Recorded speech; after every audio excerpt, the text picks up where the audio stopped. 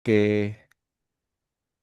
Ya, kita punya recording ya, teman-teman. Nanti kalau butuh siaran ulangnya nanti ada di YouTube. Minta linknya nanti ke Michael atau biasanya ditampilkan di link tree-nya kita ya. Nah, saya mulai ya. Jadi cara SIP untuk mengatur keuangan. Ya, jadi setiap orang hidup itu pasti akan punya tujuan. Goalnya itu pasti akan ada ya. Entah dia itu goalnya itu pingin apa, pensiun yang bahagia, entah dia kepingin nanti goalnya itu pingin punya rumah yang bagus gitu kan, punya mobil yang impiannya dia gitu kan, menyekolahkan anak di tempat yang terbaik ya, mungkin sudah ada tujuannya university mana gitu kan. Nah, setiap orang pasti punya tujuan, punya goals gitu. Kalau orang itu nggak punya goals, berarti sebenarnya orang itu sudah mati meskipun dia hidup. Nah, itu yang dulu guru saya itu bilang gitu. Jadi setiap tahun pun kita siapapun pasti akan punya cita-cita gitu. Oh, saya kepingin ini. Tahun ini saya kepingin ini. Nah, itu di awal tahunnya. Nah, setiap orang pasti punya goals. Goals itu ibarat sebuah pulau yang mau kita apa? Kita kunjungi nih sebelah kiri ini. Ini pulaunya nih ceritanya. Ini lautan ya. Eh, layar saya pointer saya kelihatan ya. Nah, ini lautan. Nah, kita tuh naik sebuah kapal, teman-teman. Nah, kapal ini akan berjalan ke tujuan kita gitu. Nah, kapal ini itu melambangkan saving atau tabungan ya. Jadi kapal ini melambangkan tabungannya kita. Nah, jadi perlu diingat ya. Jadi kapal itu melambangkan tabungan. Nah, sedangkan layar untuk supaya kita itu ke tujuan kita butuh layar kan. Ini jangan jangan dibandingkan sama mesin ya. Ini belum zaman mesin ini ceritanya. Ya. Jadi layar itu menunjukkan bahwa kita butuh dorongan untuk mencapai ke pulau tersebut ya. Nah, jadi antara kapal dan layar itu harus seimbang porsinya. Maksudnya gimana? Coba bayangkan kalau kapalnya itu kecil, layarnya itu besar sekali. Apa yang terjadi Bapak Ibu? Kapalnya akan, ayo yang fast track harus ingat ini. Kalau kapalnya kecil, layarnya besar, apa yang terjadi dengan kapal itu? Boleh di-unmute aja ya. Silahkan. Halo? Mana nih fast tracknya nih? Tumbang. Nanti akan tumbang, ya akan tumbang. Kapalnya akan terbalik gitu ya. Jadi apa namanya? Ya bisa karam, bisa terbalik ya karena layarnya besar sekali. Nah, sama seperti kalau kapalnya besar, layarnya kecil. Coba bayangin, kapalnya besar, layarnya kecil doang. Apa yang terjadi dengan kapal itu? Nggak jalan. Nggak jalan ya, nggak jalan dia terombang-ambing di tengah laut ya. Nah, itu sama halnya dengan saving dan investment ini, Bapak Ibu. Ya, jadi kalau kita punya investment atau layar itu terlalu besar, hati-hati dengan keuangan Anda. Bisa bangkrut Bapak Ibu. Ya, kalau kita punya investasi terlalu besar, sedangkan savingnya kecil banget gitu, itu nggak balance ya. Itu ya kalau misalnya kita anu aja lah yang paling paling kelihatan kalau kita ke semua uang kita ke saham gitu kan. Nah, ternyata harga sahamnya turun, ya habis juga duit kita juga akan berkurang begitu ya.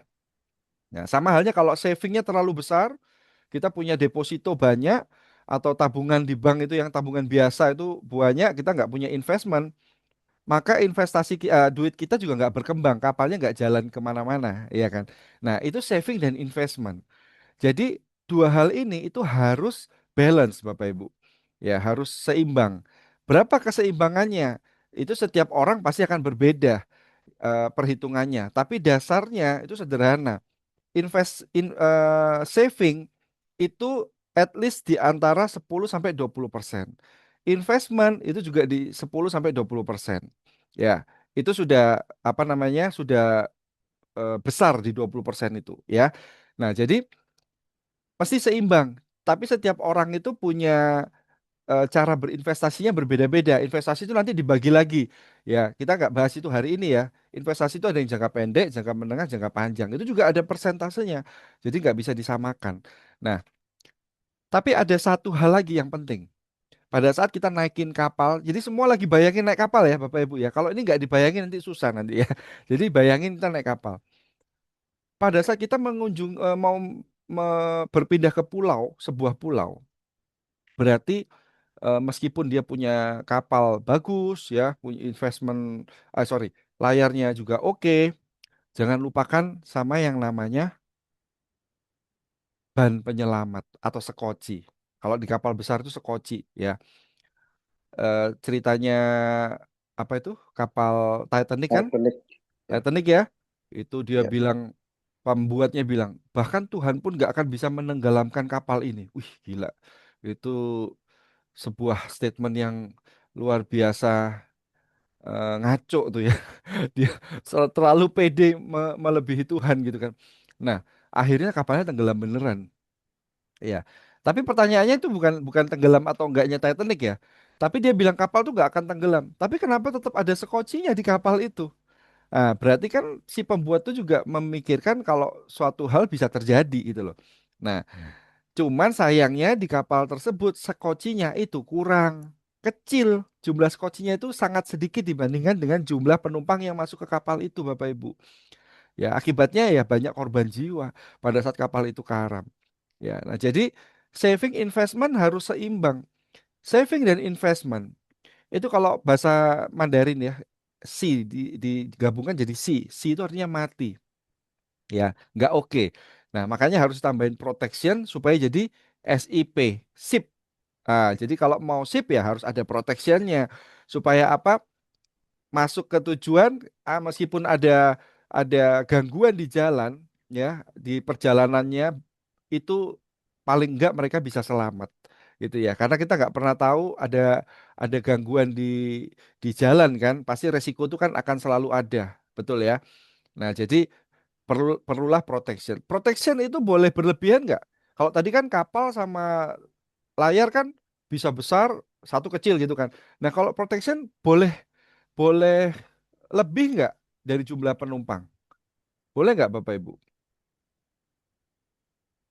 Ayo. Sekocinya itu boleh melebihi jumlah kapasitas kapalnya nggak?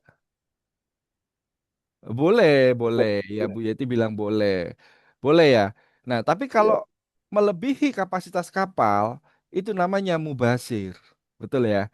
Jadi kalau di dalam protection ya, metode di statement protection itu kita tidak perlu punya asuransi itu berlebihan. Ya kecuali uangnya banyak gitu ya. Ya jadi boleh-boleh aja. Ya boleh, tapi ya utamakan dulu yang lain juga. Jadi protection itu intinya itu harus pas. Ya kalau punya uang lebih mau bertambah boleh karena kan juga ada inflasi ya. Tetap nanti proteksi itu akan kurang suatu hari nanti. Ya. Nah, betul daripada kurang. Ya, boleh, lebih boleh. Ya. Pokoknya kalau kita uangnya kita ada lebih, punya proteksi yang melebihi dari kapasitas yang dibutuhkan, ya nggak apa-apa. Ya, sesuai budget masing-masing, ya betul. Nah, hubungannya apa dengan program yang mau saya share kita yaitu MDLA hari ini. Nah, Bapak Ibu, seringkali orang hidup ya itu fokusnya ke saving dan investment. Betul apa betul? Ya, investasi apa nih yang terbaik nih sekarang nih gitu kan? Eh, Nabung di mana nih supaya untuk pendidikan anak nih, bener nggak? Fokusnya orang itu kebanyakan ke saving dan investment. Ya. Nah, tapi sebenarnya Bapak Ibu jarang kan sekarang, mungkin mungkin ada ya, tapi mungkin jarang. Eh, Asuransi apa nih yang lagi happening nih sekarang nih? Itu kan pembicaraan yang mungkin jarang gitu ya, kecuali pembicaraan antar agen gitu kan. Ya. Nah, jadi transisinya dari konsep SIP ini ke produk itu gimana? Nah, begini Bapak Ibu. Nah, Pak, Bu, kita kan seringkali fokusnya ke saving dan investment. Pernah nggak Bapak berpikir dari sisi protection ini kira-kira apa yang dibutuhkan? Orang itu biasa jawabnya apa? Ya asuransi, pastinya asuransi, gitu kan? Asuransi. Nah, Bapak pernah tahu nggak kebutuhan akan asuransi Bapak itu berapa? Kira-kira bisa jawab nggak Bapak Ibu? Nasabah kalau kita tanya, Bapak tahu nggak kebutuhan akan asuransi kita itu berapa? Ya, biasanya orang itu ya bingung ya Bapak Ibu ya. Dia ikut asuransi ya pasti ngikutin apa yang ditawarkan sama si agen. Bener ya? Jadi apa yang ditawarkan sama si agen preminya sekian ya, ya sudah dia ya mungkin kebutuhan saya itu gitu kan. Padahal dia itu sedang tidak membeli sesuai kebutuhannya. Dia lagi membeli sesuai yang ditawarkan. Nah, kayak gitu. Ya, jadi kita harus kembalikan lagi bahwa Pak, ayo kita sama-sama hitung yuk kebutuhan asuransi Bapak itu berapa ya. Nah, Bapak Ibu, coba kita sama-sama hitung ya. Ini kalau yang kelas fast track tinggal menghitung ulang aja. Coba masing-masing sekarang hitung pengeluaran Anda dalam 1 bulan itu dikalikan 12 bulan. Coba ya. Pengeluaran Anda dalam 1 bulan dikalikan 12. Jadi pengeluaran Anda setahun ya.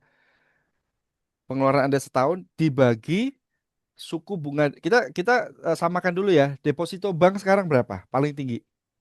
Berapa persen bunganya?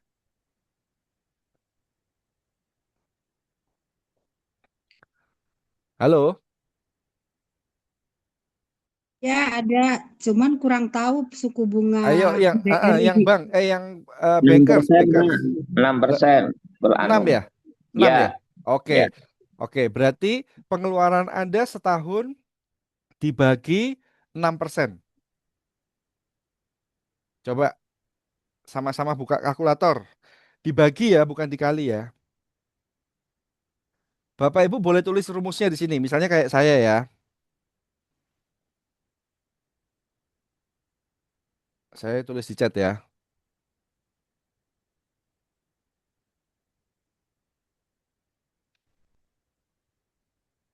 Kita sama-sama belajar nih. Saya hitung kalkulator dulu.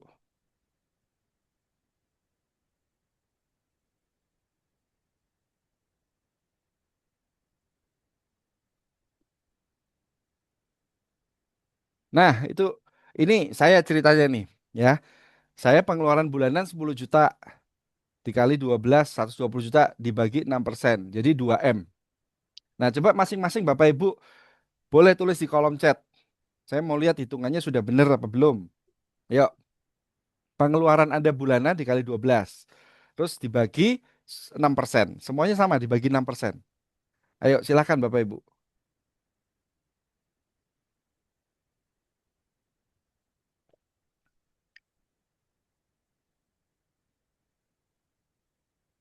Ayo, sudah ada yang dapat hitungannya?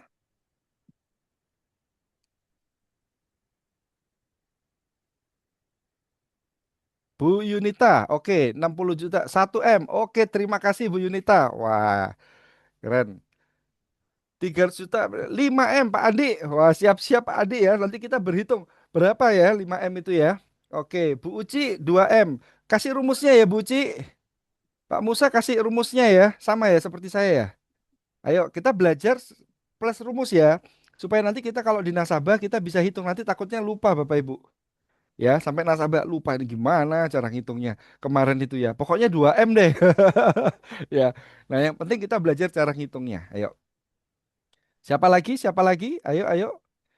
Tokonya masih belum tutup. Ayo, yuk di Oh, gini. Pengeluarannya Pak Musa selama setahun dibagi 6%. Dibagi ya, Pak? Gitu. Ini Manulife siapa Manulife nih? 20 juta, bukan 200 20 kali 12. Oke. Oh, 40 juta ya, 4M. Oke. Dengan Pak Bu siapa ya Manulife? Oh, Pak Azam ya? Oke. Iya. Pak Hendri 6M. Wow, 6M. Siapa lagi? Siapa lagi? Siapa lagi? 2M. Wah, Bu Risma 2M. Oke. Bu Risma wali kota Surabaya ya dulu. Iya, iya. Oke, ada lagi, ada lagi. Nah, 2M. Oke, Bapak Ibu. Oke, 2M ya, Bapak Ibu ya. Oke, Bapak Ibu. Nah, sekarang kenapa kok dibagi 6%? Ya, kita kita lepaskan dari pajak ya. Jadi kalau deposito itu kan selalu ada potongan pajak ya, tapi kita lepaskan dulu dari potongan pajak. Ini cara menghitungnya. Jadi Bapak Ibu kalau nanti mau hitung secara detail, nanti silahkan ditambahkan dengan pajaknya. Jadi suku bunganya otomatis faktor pembaginya harus ditambah ya. Nah, sekarang dengan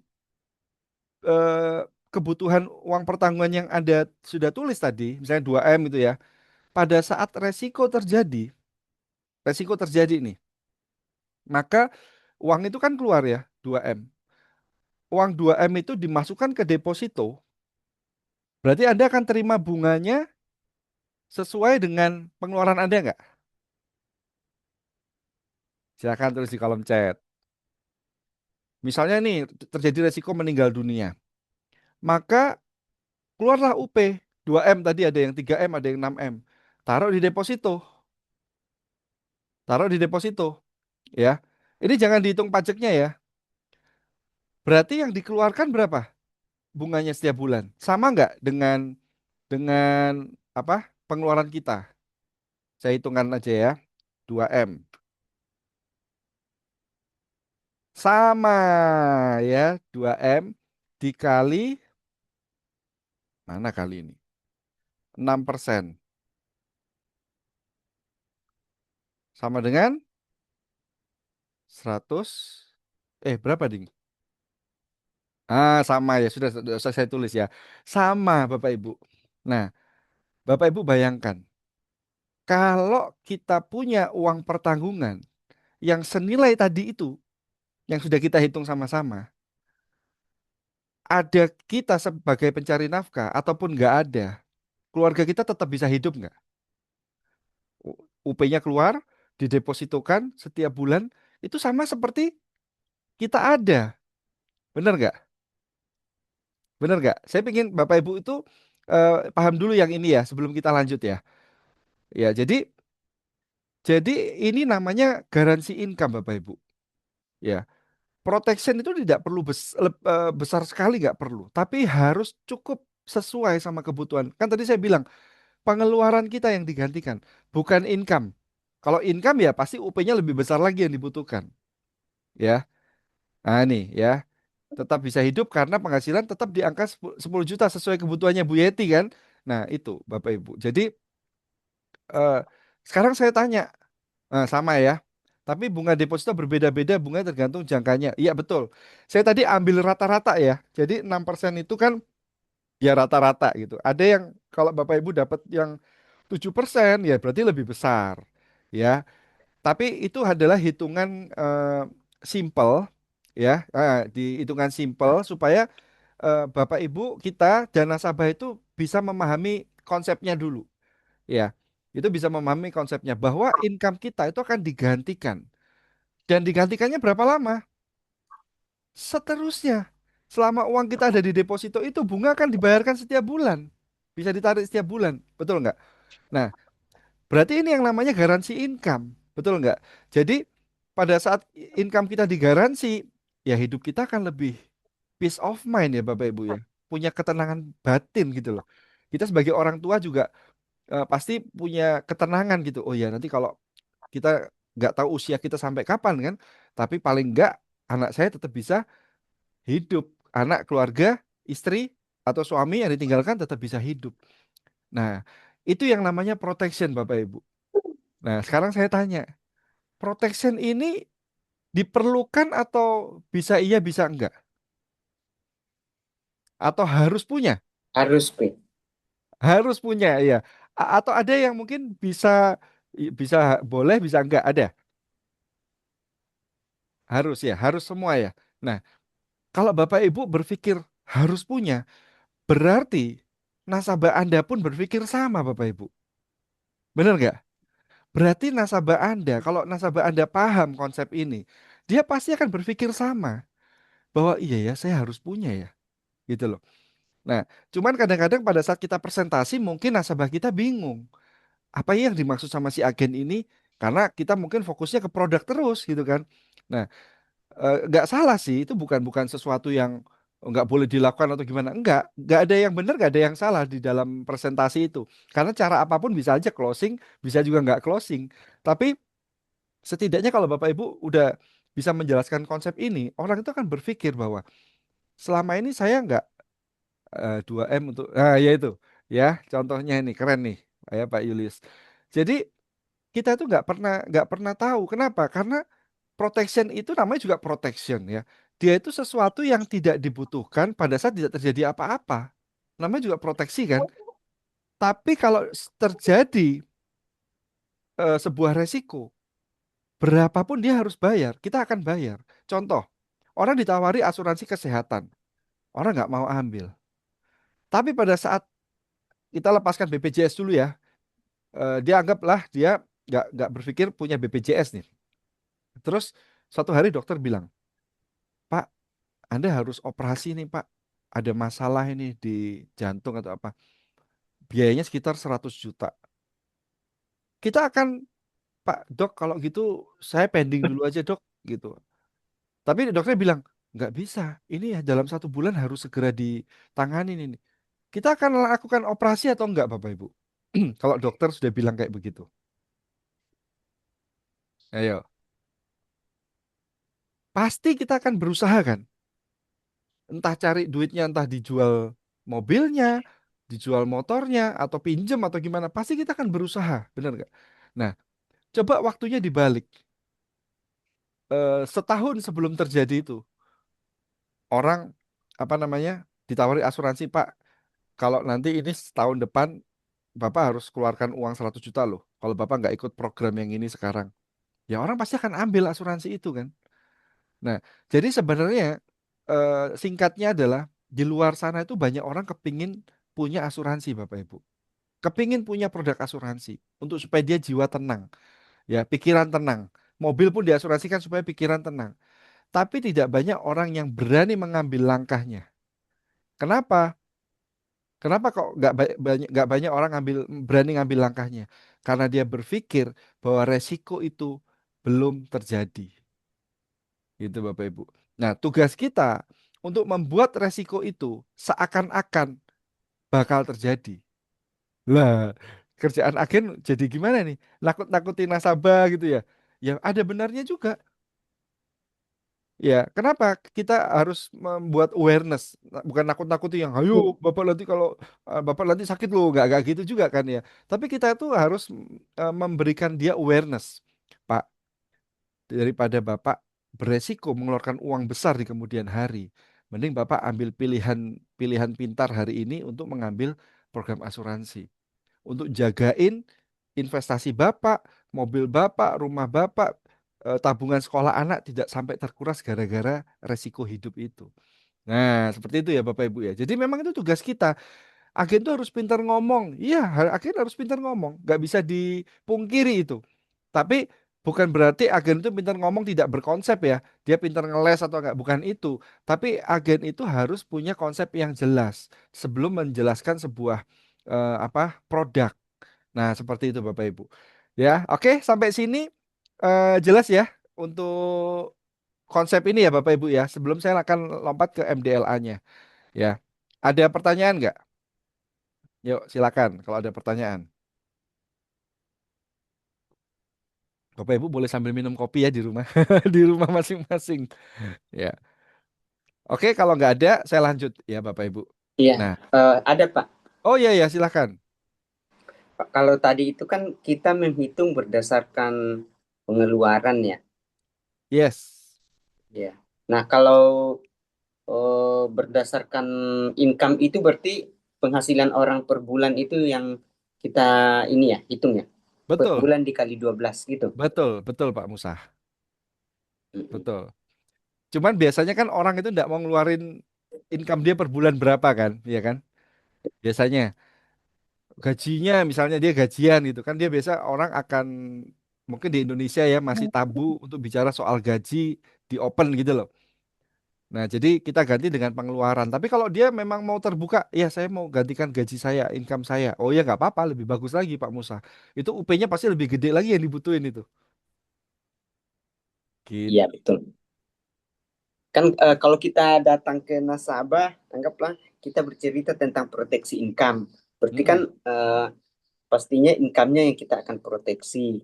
Nah, kalau misalnya orangnya terbuka, dia akan ceritain average income-nya dia per bulan itu berapa. Kan berarti kita hitung itu kan, Pak ya.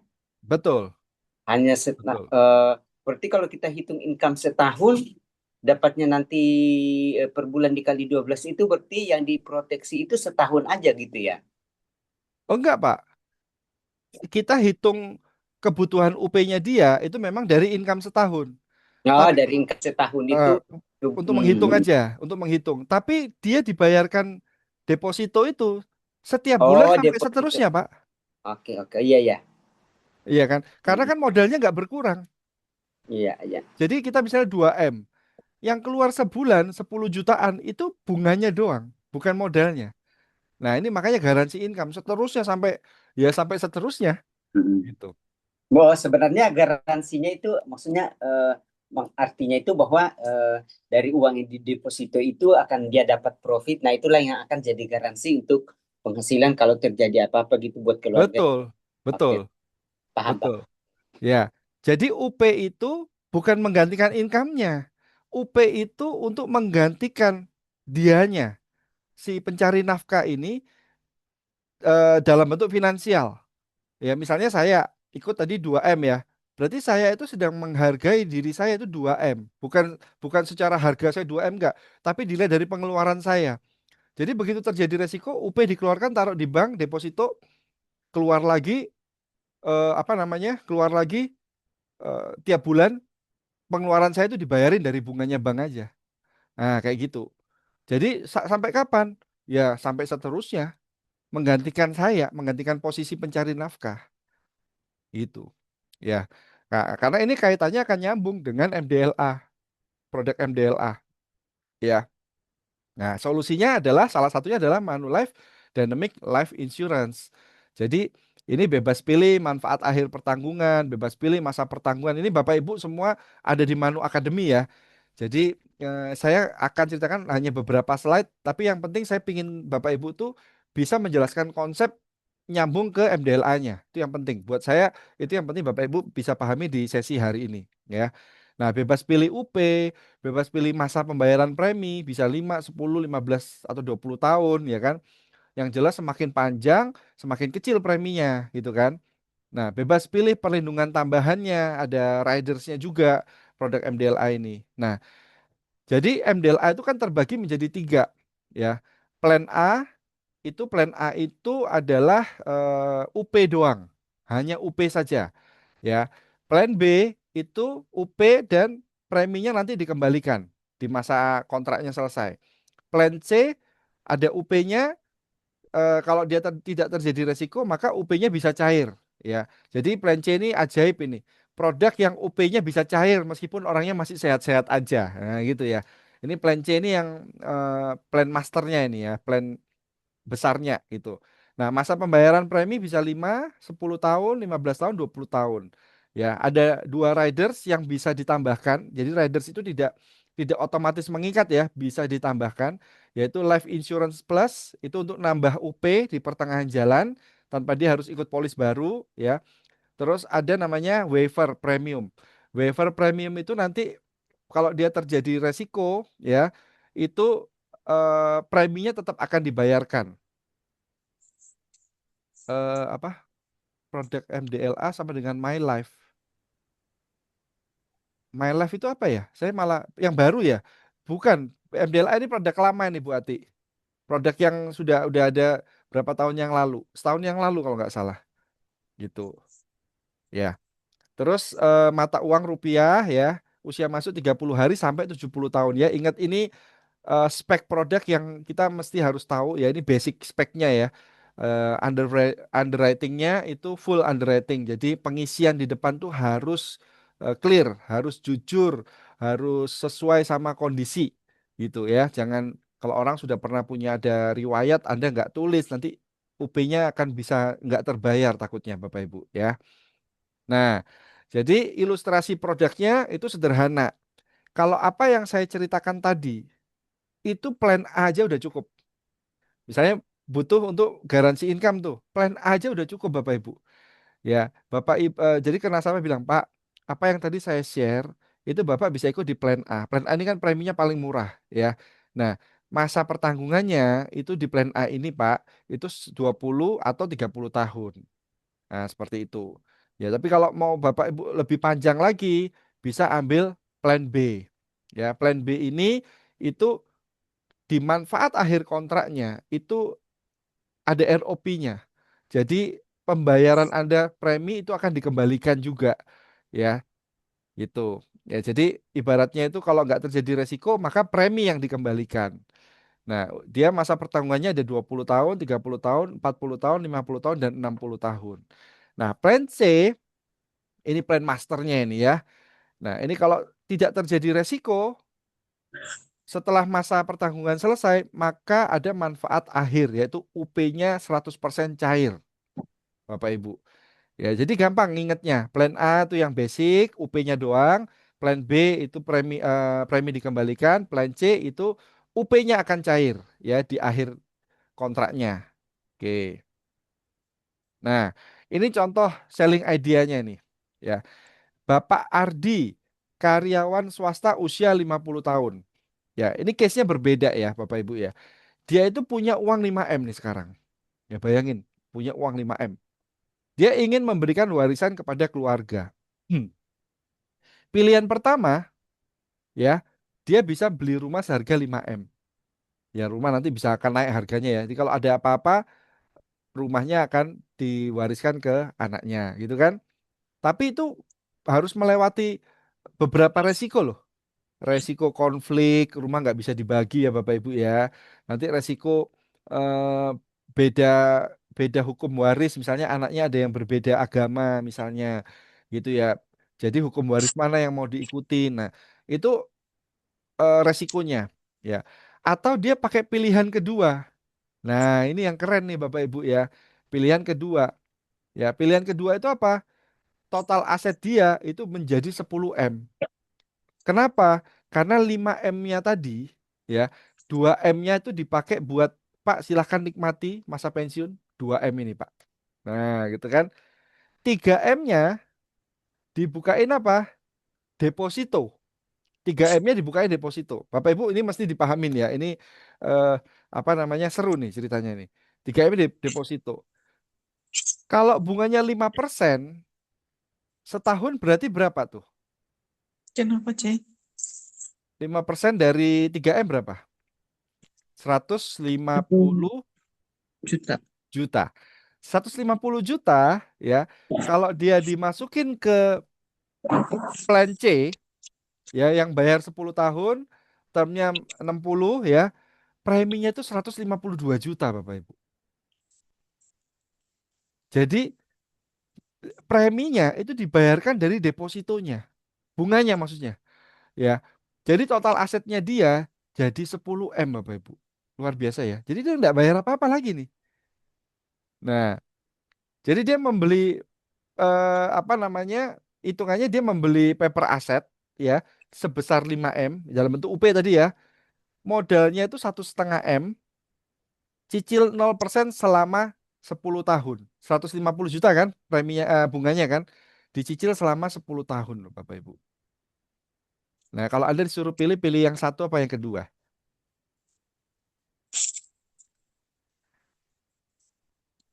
Atau ada yang mau tanya ini? Mungkin masih bingung? Sorry, sorry. Ada yang mau ditanyakan? Bapak Ibu pilih yang mana? Kalau yang nomor satu, dia langsung belikan rumah seharga 5M. Ya, saya juga mungkin ya, kalau nggak ngerti asuransi gitu ya, nggak ngerti financial planning, saya akan pilih pilihan satu sih. Beli rumah seharga 5M. Karena rumah pasti naik harganya. Nggak mikir bahwa anaknya dua atau tiga. Nanti bisa gegeran sendiri rebutan rumah nih. Karena rumahnya cuma satu. Ya. Nah, atau pilih yang nomor dua. 2M-nya diambil, 5M tadi ya, 2M-nya diambil untuk saya nikmati. Ke luar negeri sama istri menikmati gitu kan. 3M-nya itu didepositokan. Tapi bunganya nggak diambil ya. Bunganya dibuat bayar premi. premi yang UP-nya 5M lagi Bapak Ibu. Ya, yang UP-nya 5M lagi. Wah, jadi aset totalnya berapa? 10M hitungannya. Iya kan? Asuransi itu menghindarkan dari resiko sengketa waris. Betul sekali Pak Andi. Ya, apalagi asuransi itu kan anak tiga, bagi anak nih 25%, nih 25%, 25%. Nanti ibunya 25%. Loh, enak bisa dibagi langsung di situ kan. Nah, ini jadi ini Bapak Ibu coba lihat solusinya. Ya, luar biasa nggak? Kalau orang ya coba ya, dia awam gitu ya. Bapak Ibu ceritakan ini, dia punya uang, properti mesti urus surat waris mahal betul. BPHTB ya, BPHTB-nya itu 5% sendiri ya. Itu kasusnya Leoni dulu ya. Itu dikasih warisan kena 5% pajaknya. Padahal dulu beli rumah itu ya udah kena pajak. Nah, itu dia ya. Ini Bapak Ibu rekomendasinya. Ya, ini jadi prospek untuk orang yang sudah punya uang besar. Ada 5M nih. Bagaimana ngelolanya? Ini salah satu caranya Bapak Ibu. Kalau yang tadi saya ceritakan di awal itu anggap aja orang bekerja, ya. Dia itu kebutuhan akan proteksinya itu berapa? Nah, kebutuhan akan proteksinya itu berapa? Nah, itu tadi yang di awal saya jelaskan. Nah, sekarang lagi ada lagi baru lagi. Nah, ini seorang Pak Andre, seorang ayah usia 35 tahun menikah dan memiliki 2 anak. Pengeluaran kebutuhan anak 10 juta per bulan, harian dan lain-lain 10 juta per bulan. Gaji 40 juta per bulan. Ingin menyiapkan dana pensiun karena tidak mau merepotkan anak dan keluarganya di masa depan. Dia ingin menyiapkan dana pensiun. Nah, jadi rekomendasinya apa? Plan C, Bapak Ibu. Loh, kenapa kok plan C, kok nggak plan B? Plan B itu sebenarnya kalau saya bilang tuh plannya nanggung, Bapak Ibu ya. Karena yang dikembalikan UP dia dapat UP sama yang dikembalikan cuma preminya doang. Nah, jadi plan C ini kayaknya solusinya itu lebih banyak ke plan C atau plan A. Kalau mau murah plan A, kalau mau bagus plan C. Ya, dia ambil 10 tahun, termnya 20 tahun. Karena dia tujuannya kan jelas ya, menyiapkan dana pensiun. Jadi tidak perlu panjang-panjang. Jadi kalau dia usia 35, di 55 ini udah selesai dia pensiun. Ya, maka akan keluar UP. UP-nya akan cair. Nah, anggap di sini dia ya, UP-nya itu 2,4 M. Ya, dia butuhnya 2,4 M. Premi tahunannya itu 128 juta. Kalau kita lihat kan, ih, gede ya preminya ya. Bapak Ibu coba lihat ya. Premi tahunan 128 juta. Begitu terjadi resiko di tahun kedua aja, itu keluarnya langsung 2,4 M Bapak Ibu. Jadi kalau kita bilang gede, ya tergantung UP-nya berapa. Gitu. Ya. Nah, terus kalau dia nggak terjadi resiko, karena kan dia ngambil yang termnya singkat nih. Jadi preminya memang kesannya mahal karena termnya dia ngambil yang singkat 20 tahun. Di usia 55 tahun itu keluar loh 2,4 M. Jadi dia bisa apa namanya hidup sampai seterusnya itu dapat dari UP Bapak Ibu. UP-nya 2,4 M, ya anggaplah dia eh, apa namanya depositokan, itu dia akan dapatkan bisa sekitar 10,7 juta per bulan sampai seterusnya. Bisa jadi buat pensiun. Nah, ya kan? Ya. Jadi ini misalnya contoh nih. Nah, ini kan yang tadi saya bilang menikmati masa pensiun terima 2,4 M di usia 55 ini, terus dia investasikan atau depositokan 5% per tahun 120 juta per tahun dibagi 12 ya anggaplah di angka 10 jutaan ya. Nah, dia bisa pensiun dengan tenang, tidak merepotkan anak. Nah, ini loh Bapak Ibu ya. Jadi coba lihat kalau orang itu dia tidak punya program-program seperti ini ya. Ya pada saat dia pensiun, stres Bapak Ibu. Ya, income dapat dari mana? Dulu dipakai buat macam-macam seperti itu ya. Nah, ini jadi solusi kedua ya. Oke, ada yang mau tanya silahkan ya. Kalau Bapak Ibu nanti mau belajar spek produk secara detail, buka Manu Academy, itu semuanya ada. Ya, ini saya lebih ke yang bagaimana di lapangannya aja ya. Oke. Nah, ini contoh nih. Tadi Pak Andi tadi itu ya.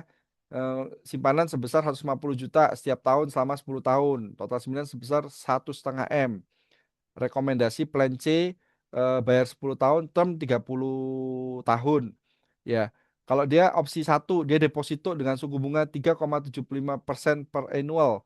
Ya, deposito yang kecil bunganya ya, mungkin lebih aman itu ya. Itu total-total ya paling 3,7 ya. Nah, kalau MDLA plan C ini ya, maka dia akan dapatkan itu di 30 tahun ya jelas 5M-nya itu akan keluar. Ya, karena dia kan ikut yang UP-nya 5M. Nah, jadi kalau kalau saya enggak, ini cuman jadi alternatif aja buat teman-teman bisa bisa lihat ya. Tapi kalau saya itu enggak akan bandingin dengan deposito. Karena buat orang deposito itu sesuatu yang real. Asuransi itu sesuatu yang nggak real buat calon nasabah kita itu. Jadi lebih baik kita itu menghitungkan dari sisi yang kayak yang tadi ini. Nah, ya saya nggak bilang asuransi itu nggak real. Orang itu seringkali memandang asuransi itu kan nanti masih nanti gitu ya. Padahal dia nggak sadar juga bahwa dia sekarang udah nabung aja udah berapa puluh tahun sejak dia muda menabung. Nah, coba pengalokasian nabungnya itu di beberapa part yang benar gitu. Mungkin sekarang sudah jadi luar biasa dia kaya, savingnya bagus, investmentnya bagus seperti itu misalnya. Ya, nah ini contoh aja. Nah terus ada lagi nih Pak Alif, karyawan swasta usia 35 tahun menikah punya 2 anak. Biaya hidup 20 juta per bulan, gaji 30 juta per bulan. Ingin memberikan perlindungan finansial kepada keluarga, perlindungan finansial. Ini usia 35, dia rekomendasinya adalah apa? Bayar 10 tahun, termnya 20 tahun. Jadi dia 35 sampai 45 bayar premi, ya. Eh, Setahunnya 24.700.000, 10 tahun 247 juta. Di usia ke-50 dia meninggal dunia, ya. Maka akan keluar berapa? UP-nya akan keluar Bapak Ibu, ya. UP-nya sebesar 4,8 M akan keluar. Nah, dia hanya bayar 2 juta per bulan loh untuk asuransi gratisnya dia. Oh ini sorry ini dia bisa ikut plan B juga ya. Jadi untuk asuransi gratis plus 1,7 juta per bulan kalau kita dimasukin ke plan B-nya ya. Jadi dia bisa tetap melanjutkan hidup Bapak Ibu ya, keluarganya ya. Jadi ini ceritanya itu dia menerima UP 4,8 M ya, diinvestasikan deposito atau obligasi atau apa, anggaplah dapat 5%, maka dia akan terima 240 juta per tahun ya. Dia akan terhindar dari masalah keuangan ya. Karena apa? Eh, ini salah ini rekomendasinya, ini plan B ceritanya ya. Jadi dia akan dapat uang apa namanya? Uang preminya dia dikembalikan Bapak Ibu ya. Nah, jadi setiap plan itu punya benefit sendiri-sendiri. Tapi kalau buat saya, plan itu 2 aja Bapak Ibu.